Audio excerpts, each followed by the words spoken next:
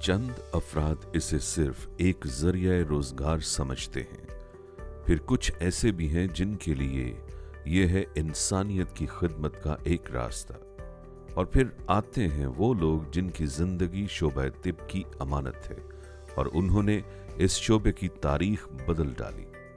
पाकिस्तान में अमराज गुर्दा के इलाज, तशखीस और जदीद सहूलियात की बुनियाद रखने वाली, इस सफ़र को आगे बढ़ाने वाली और आज बेशुमार नौजवानों को इस शोबे की जानब राग़ब करने वाली दो ऐसी शख्सियात आज इस मुल्क में मौजूद हैं जिनकी ज़िंदगी मेहनत और खिदमत से इबारत रही, और इनके सामने कुछ सबसे मोतबर रहा तो वो था इस ममलकत खुदादाद की मोहब्बत का अज़्म। 80 की दहाई से पेशतर पाकिस्तान में नेफ्रोलॉजी का शोबा वजूद नहीं रखता था। अमूमी तौर पर ये जनरल प्रैक्टिशनर्स और यूरोलॉजिस्ट ही अमराज गुर्दा की तशखीस और इलाज करते थे। किडनी से रिलेटेड 2 टेस्ट होते थे, एक तो यूरिन एनालिसिस था और एक ब्लड यूरिया था। That's it. कोई चीज़ नहीं थी यहाँ आके लैब इस्टेब्लिश की तो पहले मुझसे ये कहा लैब पर क्या करेंगे आप। जो मरीज़ एडवांस किडनी फेलियर से आते थे उनको यही कहा जाता था उनके रिश्तेदारों को कि जब इनके सांस पूरे हो जाएं तो इनको दफना दें। ना तो कोई प्रॉपर लैब थी गुर्दे के, ना उनकी टिश्यू टाइपिंग की कोई फैसिलिटी थी और ना कोई डायलिसिस की फैसिलिटी थी। ऐसे हालात में प्रोफेसर ताहिर शफी और प्रोफेसर जाफर नकवी ने एक ऐसे सफ़र का आगाज़ किया जिसकी मंजिल आज पाकिस्तान में मौजूद नेफ्रोलॉजी की जदीद सहूलियात, बेशुमार माहिरीन और तरीका इलाज की सूरत रोशन नज़र आती है। आई वॉज लकी कि मुझे जो स्टूडेंट्स मिले जिन्होंने आगे इस शोबे को बहुत ज़्यादा तरक्की दी। नेफ्रोलॉजी के तमाम शोबे से, चाहे वो डायलिसिस हो, ट्रांसप्लांट हो, उसको मुतारिफ़ कराने वाले, उसको फैलाने वाले जाफ़र साहब हैं। बाहर से लोग बुलाते हैं ताकि लोगों को पता चले कि डायलिसिस जो है वो एक ट्रीटमेंट है जो कि लाइफ सेविंग है। हमने एक नेफ्रो यूरोलॉजी की सोसाइटी बनाई थी 80s में। उसके बाद कराची में प्रोफेसर जाफर नकवी साहब की एफर्ट से कॉलेज ऑफ फिजिशियन सर्जन्स ने नेफ्रोलॉजी को भी अप्रूव कर दिया, और उसके बाद से स्टूडेंट्स आते गए, उन्होंने अपनी स्पेशलाइजेशन नेफ्रोलॉजी में कर ली, वापस अपने अपने सेंटर में जाके और मज़ीद स्टूडेंट्स को ट्रेन करना शुरू किया। जो हॉस्पिटल थे गवर्नमेंट हॉस्पिटल, उसमें बहुत माफ़ कीजिएगा कि गवर्नमेंट का इतना कोई दिलचस्पी नहीं थी और ये बड़ा ड्रॉबैक था। तब मैंने ये सोचा कि भाई क्यों ना मैं पब्लिक के पास जाऊँ। फंड रेजिंग की, उसके लिए बहुत पैसा जमा हुआ और एक किडनी हॉस्पिटल जो है वो बनाया गया, और ये चीज़ मैंने इंट्रोड्यूस की कि भाई आप ख़ुद इस तरफ राग़िब हों तो चीज़ बन सकती है। और ये पहला किडनी हॉस्पिटल जो था पाकिस्तान में वो मैंने बनाया। बैरून मुल्क एक शानदार कैरियर और वाज़े मुस्तकबिल को खैर बात कहकर ये दोनों शख्सियात भी कौम की ऐसी मुश्किल में बिला झिझक सामने आईं, अपनी खिदमात पेश की और मुल्क में नेफ्रोलॉजी के शोबे की बुनियाद रखी। हालांकि जो सैलरी मुझे मिल रही थी वो बहुत ज़बरदस्त सैलरी थी। तो मुझे याद है जो प्रोफेसर बुरुस थे हमें, मेरे बॉस वहाँ डेनवर में, उन्होंने मुझसे कहा भाई आप ये तुम्हारी क्या तनख्वाह होगी यहाँ। तो उस ज़माने $10 10 रुपये का था बेटी, तो मेरी तनख्वाह 700 रुपये थी, तो 70 रुपये हो गई तनख्वाह हमारी। तो मैंने कहा उससे कि ये होगी, तो उसने कहा आर यू मिशनरी और मैड।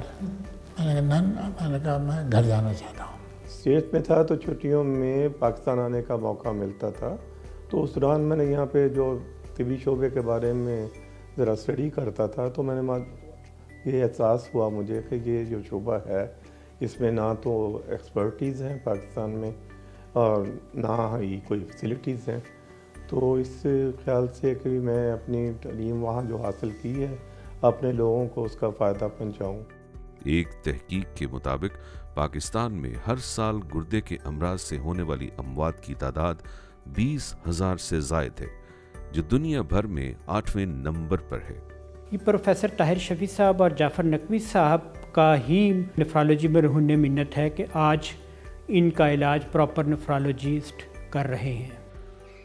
प्रोफेसर ताहिर शफी और प्रोफेसर जाफर नकवी जैसी शख्सियात की मेहनत से गुज़श्ता 2 दहाइयों के दौरान नेफ्रोलॉजी के शोबे में बेतहाशा तरक्की हुई।